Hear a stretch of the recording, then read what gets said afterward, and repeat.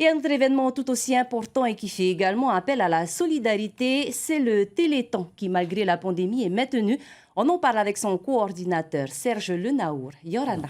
Bonjour. Alors, vous avez maintenu cet événement cette année malgré la situation sanitaire. Pourquoi? Alors, c'est un choix hein, on a réfléchi sur l'intérêt effectivement de continuer de faire cette opération cette année et de façon collégiale avec toute la coordination. On a choisi de continuer d'abord parce qu'en métropole, elle aura lieu aussi dans le reste des îles et des territoires d'outre-mer.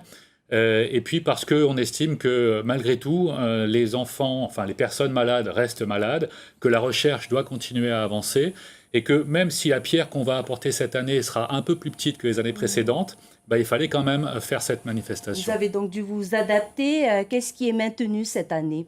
Alors, il y a quelques opérations phares. Hein. On pense au 44 36 37, qui est géré par le Lions Club. Et donc, les gens pourront faire des dons les 4 et 5 décembre directement par téléphone en appelant au 44 36 37. Donc là, il n'y a pas de problème de rapprochement. Hein. Donc, par téléphone, ça pose aucun problème. Et les gens des îles, les gens dans le district, tous ceux qui ne veulent pas se déplacer peuvent faire un don de cette manière-là. Il y aura la vente des t-shirts aussi. Donc grâce au concours de quelques partenaires, nous avons réussi à faire fabriquer plus de 4000 t-shirts. On était d'habitude plutôt aux alentours des 9000 t-shirts, donc cette année on est 2 fois moins. Malgré tout, donc, ces 4000 t-shirts pourront être proposés dans les centres commerciaux, sans les nommer, mais enfin bon, il faut bien les nommer quand même, Hyper U Pirée, Carrefour Ponauia, Carrefour Taravao. Donc les gens pourront effectivement acquérir ces t-shirts aux conditions habituelles.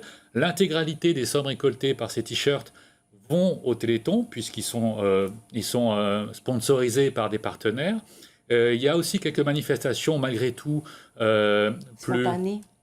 Oui, bah, ça peut arriver des fois qu'on ait effectivement des gens qui, au dernier moment, décident de faire une récolte de tota, de petites pièces dans les districts, dans les vallées, et nous les apportent spontanément à la mairie de Papeete, parce que c'est là-bas que généralement nous nous retrouvons.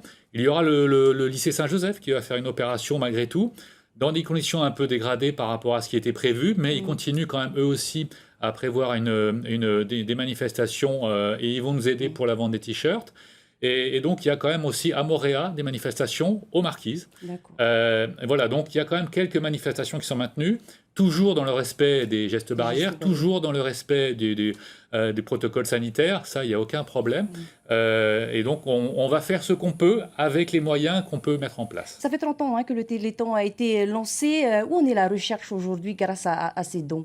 Alors, c'est 30 ans en métropole. Enfin, l'AFM, l'Agence française de lutte contre la myopathe, existe depuis les années 50, mais le Téléthon a commencé dans les années 80 en métropole. Plutôt dans les années 90-95 à Tahiti, on est aux alentours de la 20e année à Tahiti. On partait de rien. C'était le désert. Au niveau de la recherche, il n'y avait rien parce que c'est des maladies rares. Les myopathies et toutes les maladies génétiques rares n'étaient pas du tout intéressantes pour l'industrie pharmaceutique ou pour la recherche. C'est grâce au Téléthon que ces maladies ont été mises en avant, que les premières victoires ont pu, des victoires ont pu être menées.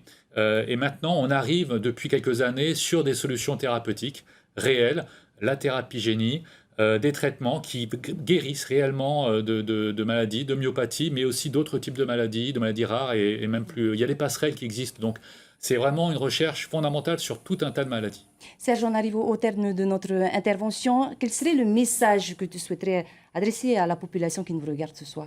Comme chaque année, hein, c'est vrai que le message un peu, c'est mobilisons-nous. Alors cette année, ça va être une mobilisation un peu différente, mais malgré tout, je pense que pour ceux qui le désirent et pour ceux qui ont envie quand même de faire quelque chose, il y a moyen. Donc allons-y, allons jusqu'au bout. Voilà. Merci à vous. Serge Lenaour, merci d'avoir accepté notre invitation de ce soir et faites tout dans votre entreprise. Maruru.